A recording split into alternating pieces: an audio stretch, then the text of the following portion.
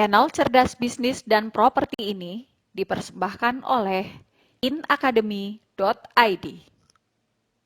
Oke, selamat pagi rekan-rekan sahabat online semuanya. Sebelumnya kenalin saya Dwi Astri Arianti selaku sales konsultan dari Mitsubishi Lautan Berlian Tanjung Api-Api.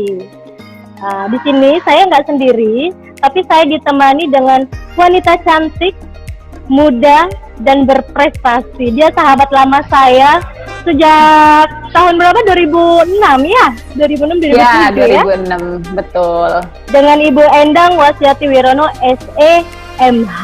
Selamat datang Ibu EM. Hai, terima kasih Bu Dwi, terima kasih Lautan Berlian Tanjung Api-Api. Iya, terima kasih juga Ibu En atas kesediaan waktunya di sela-sela kesibukan, yang mana kalau aku lihat profilnya sendiri banyak banget kegiatan. Ibu En itu sendiri merupakan CEO dari Income Realty, juga Direktur Utama PT Berkat Inti Property, founder juru website, founder akademi, CEO founder Amer Reptil juga ya, dan merambah ke kuliner juga begitu ya. Ada buntut sunda kali, aku udah cobain, itu enak banget. Thank you. Iya, nah Ibu En sendiri sesuai dengan tema kita hari ini, bagaimana tetap closing di masa pandemi. Nah Ibu En sendiri dengan sejuta kegiatan gitu, dan jujur ya honestly aku suka posting IG-nya Ibu En loh, yang selalu memotivasi kita sebagai sales. Aduh, ya nggak apa-apa kalau stalkingnya positif mah, seneng-seneng aja. Positif ya, betul. Asal jangan stalking mantan ya. Oh, jangan buanglah pada tempatnya. Oke, ya, Ben, aku mau tanya nih, selama masa pandemi kemarin atau PSBB tepatnya, apa sih yang Ibu En lakukan begitu untuk mengisi kegiatannya? Sedangkan bisnis Ibu En sendiri harus tumbuh begitu. Iya, baik. Jadi saya boleh share sedikit. Jadi ketika masa pandemi ini, sebenarnya kan ini bukan hal yang kita semua pernah alami ya. Ini benar-benar sesuatu yang baru, sesuatu yang negara kita bahkan dunia pun juga belum pernah mengalami hal ini. Nah, jadi sama saya pribadi pun juga waktu di awal-awal tuh kayak gagap gitu ya, kayak bingung gitu. Apa ini gitu kan, yang kita biasa sibuk, biasa mobile, biasa satu hari meeting berapa kali, terus tiba-tiba ada pandemi ini dan diharuskan kemarin PSBB. Nah, PSBB sendiri kan juga tentunya membatasi langkah-langkah kita sebagai seorang marketer, sebagai seorang entrepreneur. Jadi langkah dan gerak pun sangat terbatas gitu loh. Ketika PSBB sendiri ketemu di pembatasan dari pemerintah ya, sebelumnya kan kita belum PSBB tuh, kita masih meraba-raba apa ini COVID-19, apa ini PSBB, pembatasan berskala besar ya, peraturan dari pemerintah dan lain-lain.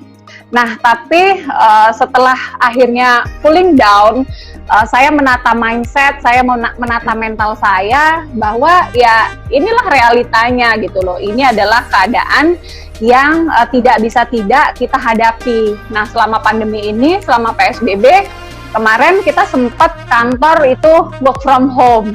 Jadi kita atur juga sebagian, kita sempat kerja dari rumah itu berapa hari, terus kemudian kita juga atur waktu masuk ke kantor itu kita selang-seling ya, ada libur, terus kemudian ada masuk lagi.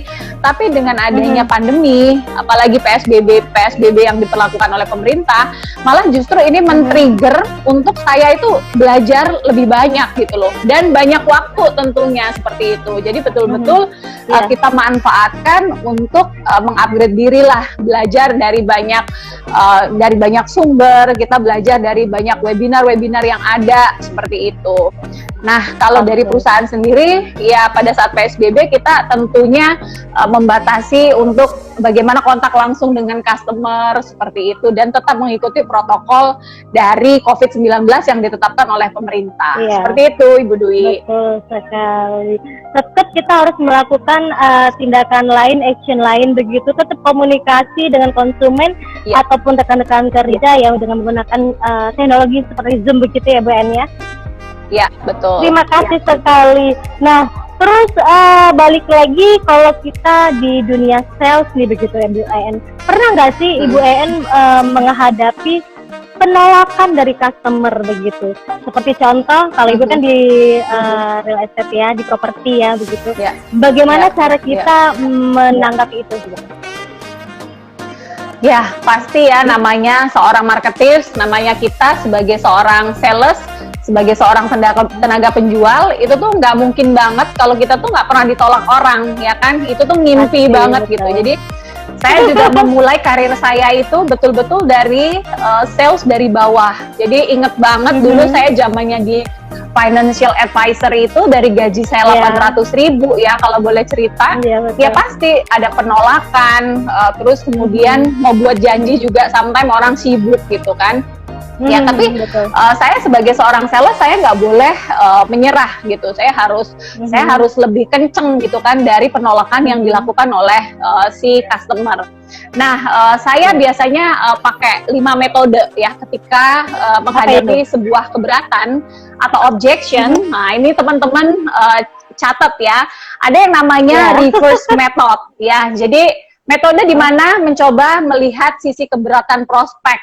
Kemudian menawarkan manfaat sebagai obat untuk keberatan itu. Jadi kita jualan itu sebenarnya bagaimana kita bisa men-solve problemnya si konsumen atau calon pembeli. Kayak mungkin Bu Dwi di dunia otomotif ya, artinya kan ketika ngobrol dengan customer, nggak serta-merta kan Bu Dwi menawarkan, oh ini saya punya mobil jenisnya Pajero misalnya, maksa gitu beli Pajero, sementara orangnya itu sendirian, anak kuliahan yang betul-betul sebenarnya dia mungkin nggak butuh mobil sebesar itu gitu kan.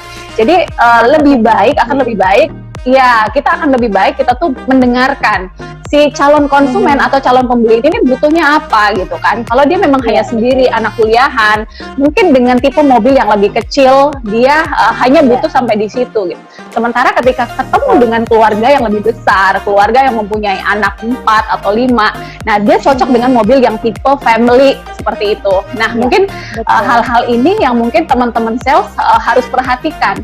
Jadi sebagai seorang sales yang baik, itu tuh harus banyak mendengar. Jangan terlalu banyak baru ketemu si calon customer atau baru ketemu prospek, kita tuh udah ngoceh produknya kita tuh apa aja gitu.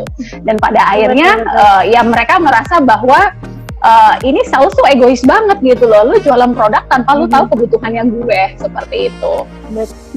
Terus kemudian yang kedua explain method. Jadi ya kita harus menjelaskan secara detail kemudian apa sih produknya kita, terus isu yang menjadi keberatannya si konsumen tuh apa, dengarkan gitu loh. Kayak saya misalnya rumah yang kamu jual itu berada di lokasi banjir.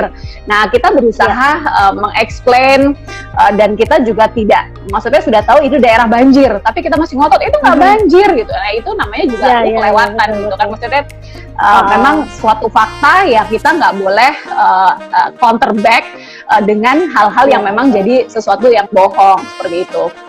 Terus ada admit method, ada deny method, nah itu ada yes method, itu ada banyak contoh-contohnya. Teman-teman juga boleh kepoin, baca di saya punya status Instagram, biasanya saya ada post seperti itu. Terakhir setelah kita terapkan beberapa metode tadi, identifikasi gitu loh, keberatan si prospek itu apa sih yang menjadi pokoknya gitu. Terus tarik benang merahnya, terus coba teman-teman jawab keberatannya itu apa. Nah pada akhirnya kita tuh akan ketemu konklusinya, oh dia tuh nggak butuh ini gitu loh, nggak butuh produk yang saya bawa.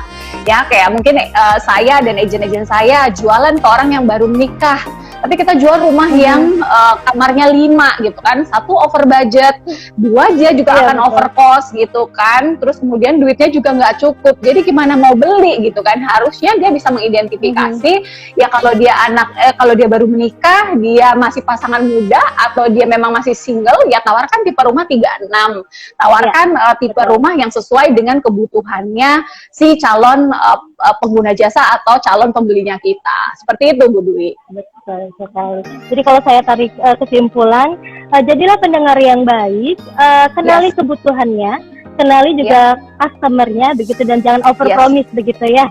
Oke.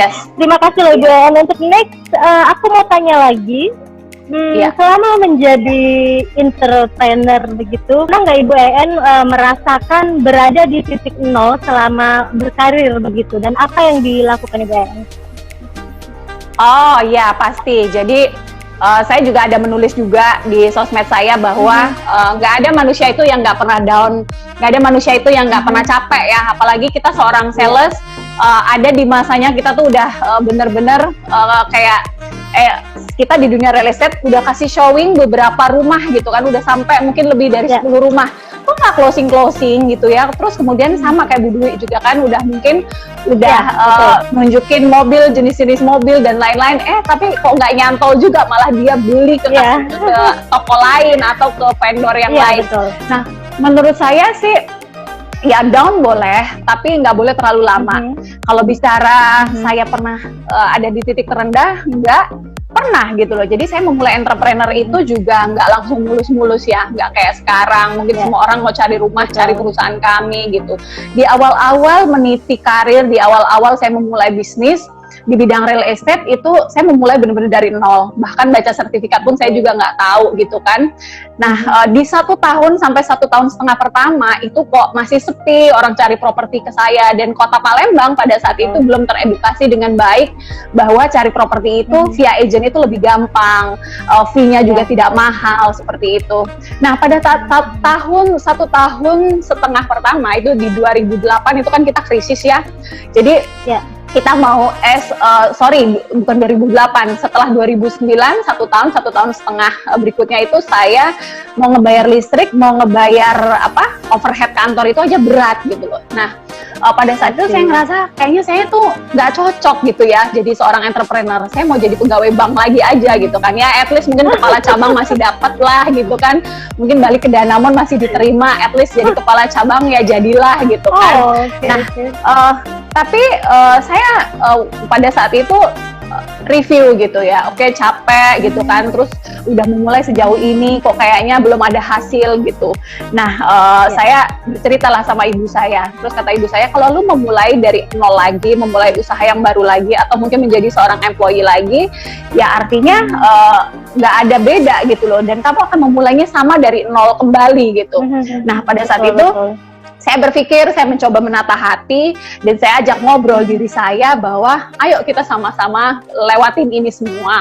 Dan mungkin kalau saya hari itu saya give up, saya waktu itu mundur, mungkin saya nggak akan ngobrol hari ini sama Bu Dwi seperti itu. Jadi, betul. Menurut saya ada di titik terendah itu pasti semua orang pernah mengalami, apalagi seorang sales. Tapi cepat bangkit. Jangan terlalu lama, jadi kasih waktu ke diri Anda untuk betul-betul mawas diri 1 hari, terus kemudian sadar, tepok pipinya gitu, hey life must go on gitu. Apakah dengan kita down, masalah itu selesai? Apakah jualan kita jadi lebih banyak? Tentu tidak gitu loh. Jadi kalau menurut saya, keep fight, tetap semangat, seperti itu. Nah itu dengerin ya buat rekan-rekan sales, sangat memotivasi sekali. Down boleh, tapi jangan berlarut-larut. Udah cukup dengan COVID-19 kemarin, sekarang ayo bangkit jualan lagi. Gitu. Oke, dalam hal ini, selain product knowledge begitu, skill apa lagi sih yang wajib mutlak dimiliki oleh seorang sales? Nah ya teman-teman pasti sekarang tahu ya, mau di bidang penjualan apapun, baik itu otomotif, baik itu di bidang real estate, asuransi, semua bidang yang kita berada di bidang sales, penjualan, di bidang marketing, kita tuh harus punya skill gimana sekarang bersosial media ya. Jadi digital marketing itu kita juga harus tahu. Ya walaupun kita belum di level expert, at least kita sudah mengerti gitu loh cara kerjanya bagaimana, how to-nya bagaimana, itu teman-teman bisa cari banyak sekali ilmunya sekarang. Itu tinggal ketik aja di YouTube mau cara apa, mau ilmu apa sekarang juga ada, tinggal teman-teman mau belajar atau tidak. Nah terus kemudian skill-nya itu ya tadi, skill untuk bagaimana mengupgrade ya knowledge satu udah pasti ya, kemudian skill itu bagaimana memakai digital marketing, terus kemudian juga tentang manajemen itu, kok saya kan bukan entrepreneur, kok saya harus tahu manajemen. Memanage diri sendiri itu penting gitu loh, karena seorang sales itu bagaimana dia bisa mendisiplinkan diri, terus kemudian dia juga bisa menjaga adalah persistensi. Karena sales itu gimana dia bisa follow up customer secara persisten tiap hari, itu juga harus diatur. Dan itu adalah skill. Kemudian juga kebiasaan itu membentuk kita, dan pada akhirnya dari kebiasaan yang membentuk kita tadi itu akan berulang terus, dan itu akan menjadi pola di hidup kita. Jadi kalau kita nggak betul-betul menerapkan pola hidup yang baik, maka kebiasaan-kebiasaan kita pun akan menjadi kebiasaan yang buruk. Kebiasaan yang buruk itu pasti akan mengakibatkan kita tidak produktif, karena kita satu tidak menghargai waktu, satu juga kita tidak appreciate terhadap apa yang kita miliki saat ini. Misalnya kita sudah punya pekerjaan sebagai seorang sales di bidang tertentu, tapi ngerasa selalu keadaan yang salah, selalu ngerasa keadaan yang sulit. Jadi tidak appreciate atas apa yang dimiliki dan tidak berusaha untuk meningkatkan kemampuan diri atau skill tadi, gitu Bu Dwi. Jadi kita tidak boleh mengeluh, disiplin mulailah dari diri kita sendiri, tetap persistensi dalam melakukan segala sesuatu untuk mencapai hasil yang maksimal, begitu ya? Yes. Saya suka banget deh kalau ngelihat motivasi Bu En. Ini bener-bener real, nyata gitu. Karena aku tahu memang prosesnya dari awal hingga sekarang dengan begitu banyak undangan-undangan ya, begitu untuk menjadi pembicara, narasumber dan lain-lain. Jadi keren banget. Nah Ibu En, aku mau tanya, siapa sih atau seseorang atau keluarga mungkin hal penting yang memotivasi Ibu En untuk bisa survive sampai sekarang? Ya, jadi setiap orang itu pasti punya big why ya. Jadi ketika kita mau maju, kita tuh harus temukan big why-nya itu apa gitu kan. Terus itulah yang pada saat kita down, pada saat kita sudah seperti nggak mau lagi hidup, itulah yang membuat kita tuh bangkit. Ya, kalau saya ketika berada di titik di titik paling rendah, di titik paling jelek di hidup saya, itu saya selalu mengingat ibu saya. Jadi ibu saya ya mungkin punya anak 5 di zaman dahulu dengan kondisi yang mungkin ya tidak terlalu beruntung seperti sekarang. Ada internet, ada banyak macam-macam, tapi beliau bisa survive dan akhirnya bisa betul-betul membuat anak-anaknya itu menjadi orang-orang yang mungkin saat ini ya boleh dibilang punya value buat beliau gitu kan. Nah, saya melihat kok saya nggak bersyukur gitu atas keadaan yang saya saat ini serba berkelebihan. Berkelebihannya apa? Bukan berkelebihan hanya secara materi, tapi keterbukaan informasi, terus kemudian juga banyak hal yang sekarang ini gratis, banyak hal juga support dari macam-macam, dari network yang ada. Kok saya menjadi menyerah seperti itu. Itu dorongan yang pertama ibu saya. Nah, kalau sekarang karena saya punya 2 babies, ya pasti saya sangat kalau ketika saya berada di titik terendah, saya ingat bahwa masa depan mereka itu ada di tangan saya. Nah, kalau bicara yang lebih besar lagi, ya karena saya sekarang ini sebagai entrepreneur, ada banyak hidup keluarga yang saat ini bergantung atau sangat membutuhkan saya. Jadi kalau saya down terlalu lama atau saya di titik terendah terus saya begging, saya hanya menangis, meratap, ya kasihan hidup mereka semua seperti itu. Jadi hidup itu punya responsible, hidup itu punya tanggung jawab. Ya bertanggung jawablah atas hidupmu dan atas apa yang ada di pundakmu itu. Seperti itu Bu Dwi.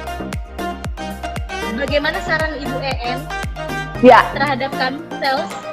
Ini jelas nih, pertanyaan terakhir, tapi jangan close dulu karena aku akan showing Pajero ke Ibu En dan rekan-rekan online semua. Oh, siap. Ya, karena saya belum sempat ke showroom ya, jadi di show online dulu.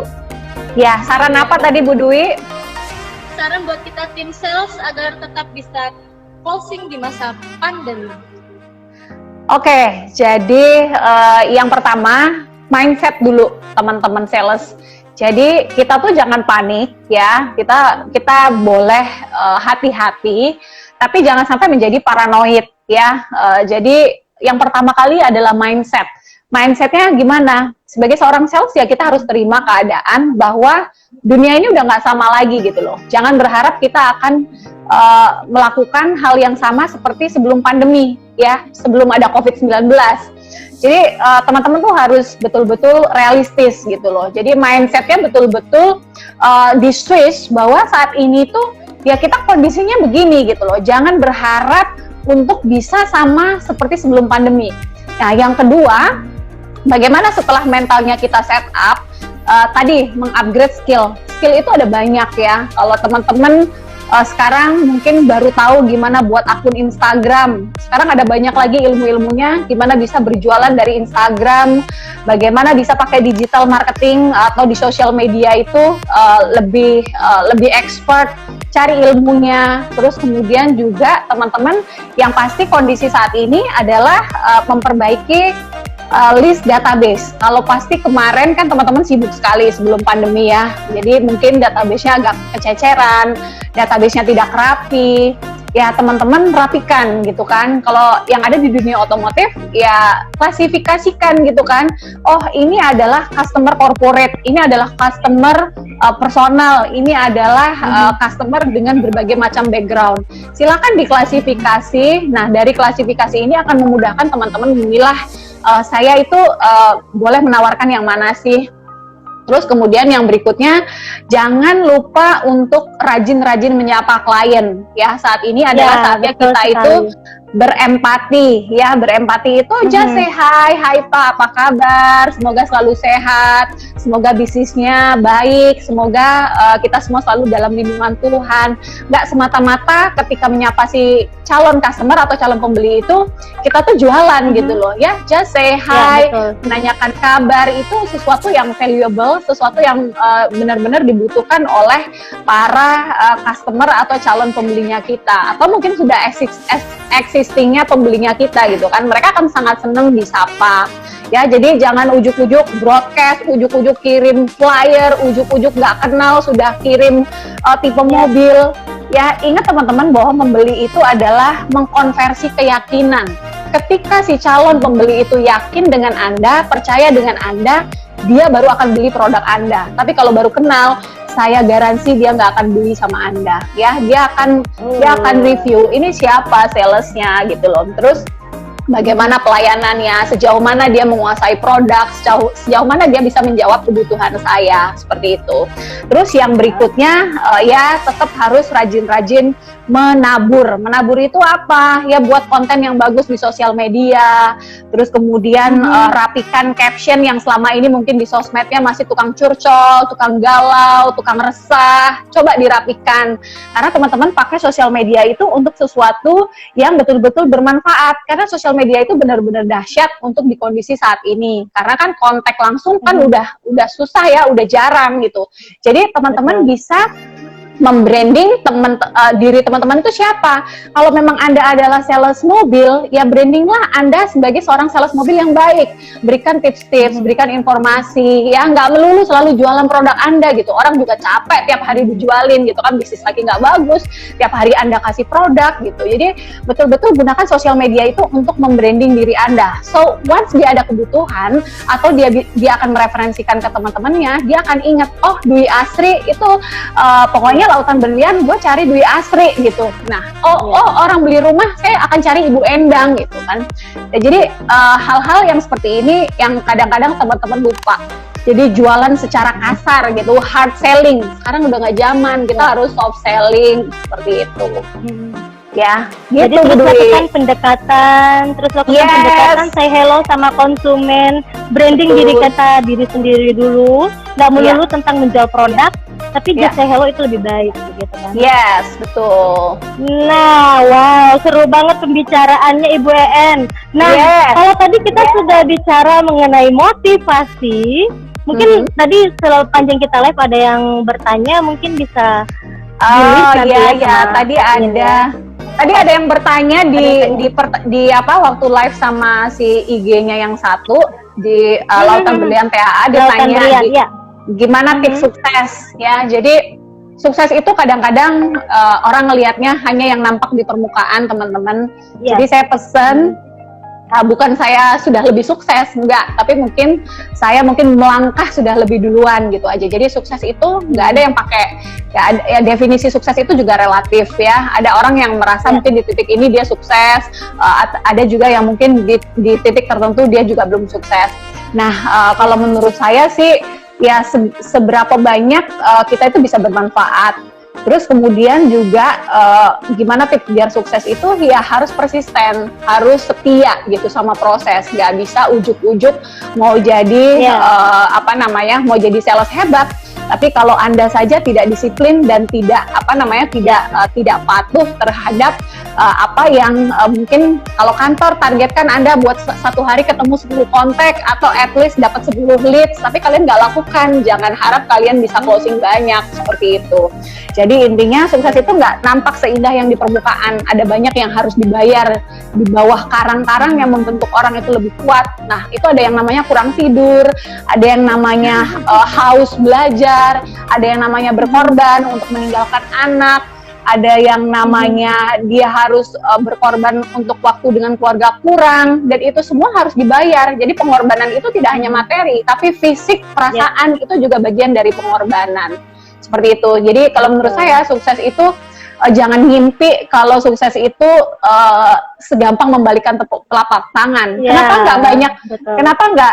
Kenapa ada sales yang banyak jualannya, ada yang enggak? Ya itu tadi, dia ada yang persisten melakukan semua yang tadi saya ucap di awal, ada yang juga tidak melakukan itu. Seperti itu Bu Dwi. Silakan. Iya, terima kasih Bu En buat saran masukannya buat kita para sales nih. Nah Ibu En jangan close dulu, Ibu pastinya mau melihat kan bagaimana kondisi showroom kita saat ini Lautan Berlian Tanjung Api-Api. Dimana di sini kita tidak hanya sebagai sales aja, tapi bisa service dan kita juga melayani untuk spare part-nya begitu. Oke. Mungkin nanti buat teman-teman kalau ya. Jadi kita akan kasih hadiah buat nanti yang 2 orang yang capture foto kita yang terbaik, di tag ke IG-nya saya, IG-nya Lautan Berlian TAA, IG-nya Ibu Dwi ya, ada 3 IG. Ya, betul. Terus kemudian nanti Bu Dwi akan kasih pertanyaan di akhir. Ya, silakan Bu Dwi lanjut. Oke, nah teman-teman sahabat online semuanya, izinkan kali ini saya akan mereview di live kedua saya. Sebagai janji saya akan memperkenalkan mengenai produk New Pajero. Yuk kita lihat bersama-sama.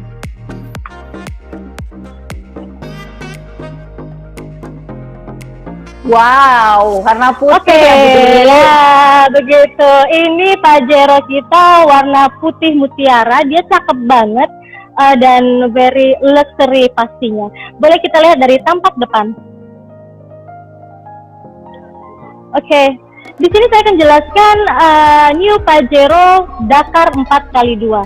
Untuk Dakar sendiri, Pajero sendiri kita mulai dari tipe Dakar 4x4, Dakar 4x2, Dakar Ultimate, Exit, Manual Matic maupun yang GLX. Tapi kali ini saya akan jelaskan sesuai dengan desainnya Pajero sendiri. Dia memiliki konsep dynamic shield. Terlihat dari grill depannya yang sangat sporty, sudah dilengkapi dengan lampu LED, juga dilengkapi dengan jet washer untuk mempermudahkan para pelanggan berkendara di jalan lumpur begitu. Tampilan depannya udah cakep banget kan? Oke, kita lihat dari samping. Nah, kalau untuk Pajero Dakar sendiri, dia menggunakan ban dengan ukuran 265/60 untuk ringnya ring 18 begitu, dengan dual tone. Terus juga bisa dilihat dia sudah ada roof rail. Roof railnya ini disarankan untuk maksimum dayanya di 80 km. Tidak disarankan untuk lebih 80 kilo ya, sorry. Tidak disarankan untuk lebih dari itu. Dia juga sudah ada speknya. Nah, tampilan belakang. Kalau untuk Dakar sendiri, antena dia sudah menyatu dengan defogger. Sudah ada spoiler dan kamera bisa round view kamera begitu. Bisa dilihat ada titik-titiknya dan kamera, jadi lebih safety saat berkendara. Nah, rekan-rekan semua pasti mau lihat dong bagaimana leganya kabin yang very luxury. Wow. Wah, bisa tidur ya. Bisa tidur di belakang ya, Bu. Bisa tidur. Jadi kalau untuk Pajero sendiri dia biasa flat. Kalau misalnya lagi jalan jauh, buat anak-anak kan bosen nih, jadi bisa pasang bed cover atau kasur ya, bisa sambil menikmati perjalanannya, pastinya nyaman. Bagaimana Ben? Suka banget kan? Oh. Aduh, Bu Dwi jadi buat galau ini ya. Iya, betul. Oke, kita lihat dari interiornya. Untuk Pajero sendiri, dia ada 2 pilihan interior. Kalau untuk yang Dakar, dia di black interior dengan black trim. Oke, aku masuk ya. Kalau untuk Dakar sendiri, dia interiornya warna hitam, black piano. Juga sudah dilengkapi dengan sunroof. Kelihatan nggak? Hai. Jadi ya buat menyenangkan anak-anak atau juga buat partai-partai yang ingin promo begitu, bisa pakai kampanye, bisa pakai yang Dakar ini. Tapi kalau buat sahabat online semua yang suka warna krem interiornya, kita ada pilihan di Pajero Dakar Ultimate. Hanya saja dia tidak ada sunroof, tapi dia pakai roof monitor begitu. Oke. Kalau soal fitur keamanan, kalau untuk Dakar sendiri dia sudah dilengkapi dengan 7 airbag, 2 di sisi depan, 1 di sisi knee, lutut, dan selebihnya di belakang begitu. Nah, kalau untuk Pajero sendiri pastinya sudah keyless dong, dengan fitur keamanan untuk HSA-nya, TSA-nya, begitu, ada cruise control juga dengan monitor 7 inch.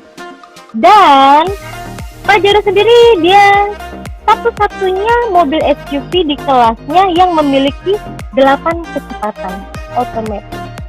Keren banget pastinya. Jadi cocok di segala medan, mau di medan berlumpur atau di kota juga bisa.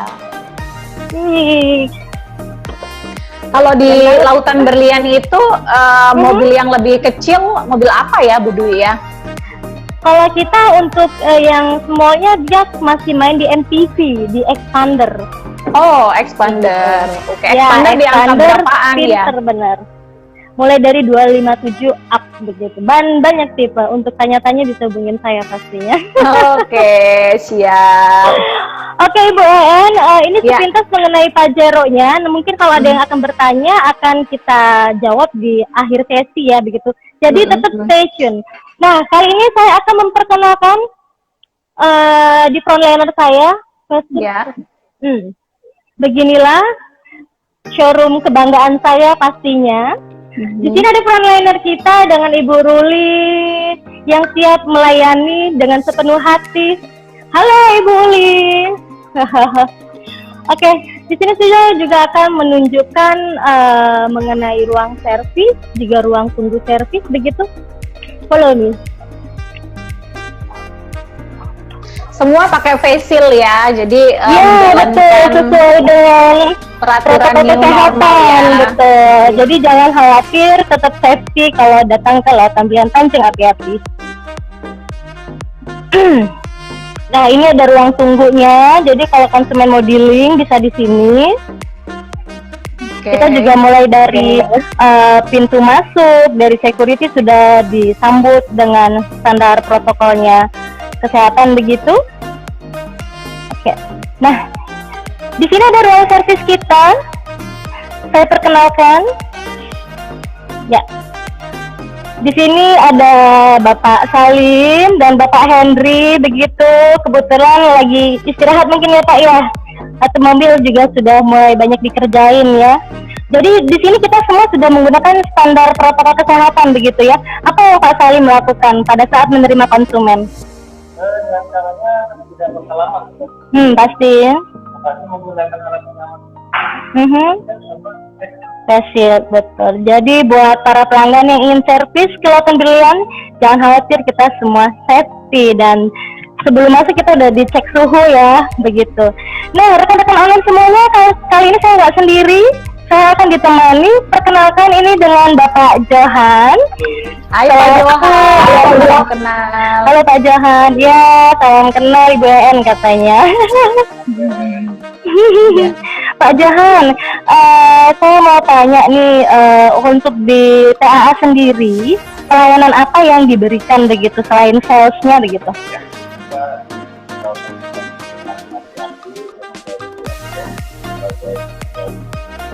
tapi dari teknisnya ini kita memang sudah standar dari APBN untuk servisnya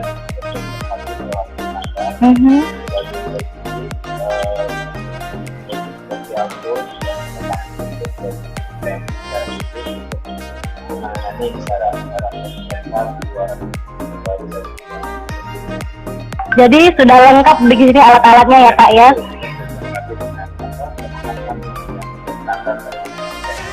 Untuk kesiapan mekaniknya juga profesional begitu.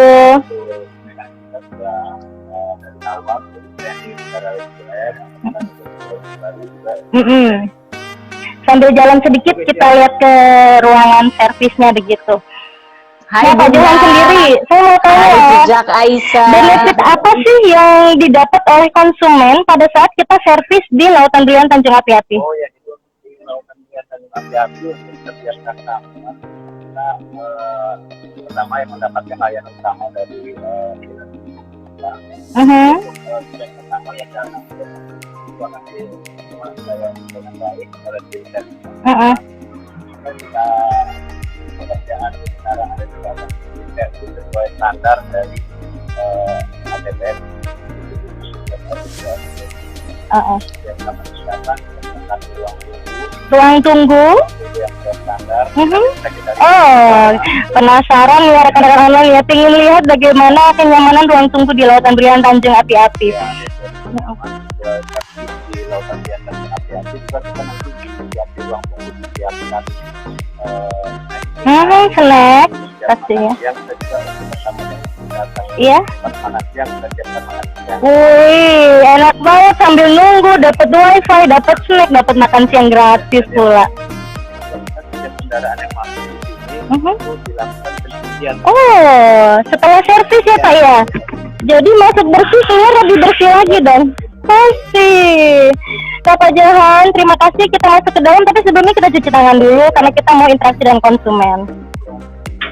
Nih rekan-rekan, kita ada tempat cuci tangan sesuai standar. Pak Johan mungkin silakan. Jadi nggak perlu takut ya Bu Dwi kalau mau servis ke Lautan Belian ya. Apalagi ada Bu Dwi yang sangat helpful. Harus ya. Ada promo apakah saat ini kalau kita punya mobil kayak expander gitu, terus kita mau servis di sana? Nah, jadi kalau untuk promo di bulan ini kita mulai dari promo bunga 0% Ibu Yana. Jadi 0% untuk expander 1 tahun sampai 2 tahun. Terus juga untuk L300 mobil niaganya juga ada 0%. Terus juga buat tenaga medis kita ada seringan untuk DP 20%. Wah, pastinya masih banyak lagi hadiahnya. 0% jadi benar-benar nggak ada bunganya ya? Betul, 0% cukup bayar asuransinya aja karena kita penting banget untuk asuransinya begitu. Oh, menarik sekali. Jadi menarik sekali ya. Jadi beli mobil kan biasanya ya at least berapa sih sekarang bunga? Mungkin kecil-kecilnya 3% ya, tapi ini benar-benar 0% gitu. Betul sekali. Boleh nanti kita hitung-hitungan sama Dwi Asri pastinya. Oh, boleh. Wah, ini Ibu AN dan rekan-rekan. Yes, ini belum tersampaikan nih mengenai promo tadi, promo bunga. Promo bunga 0%. Boleh nanti kita chat langsung. Nah, Ibu AN, di sini kita mau perkenalkan untuk ruang tunggu servis. Oke, Bu Dwi, waktunya 2 menit. Sebentar lagi kita akan over nih. Mungkin nggak nyampe 5 menit. Ya, Pak Rio yang mana? Ini oke. Selamat siang Pak Rio. Ya, dengan Dwi Bapak ya. Rekan-rekan semua, ini perkenalkan dengan Bapak Rio. Kebetulan Bapak Rio sedang servis Pajero, betul ya Pak ya? Oke, boleh duduk sebentar ya Pak ya. Pak Rio sharing sedikit bagaimana pengalamannya bersama Pajero.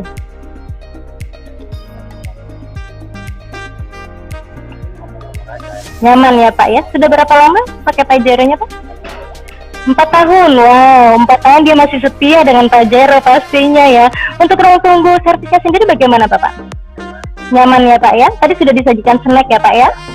Baik, ya. Terima kasih Pak Rio waktunya. Silakan lanjut Ibu, mari.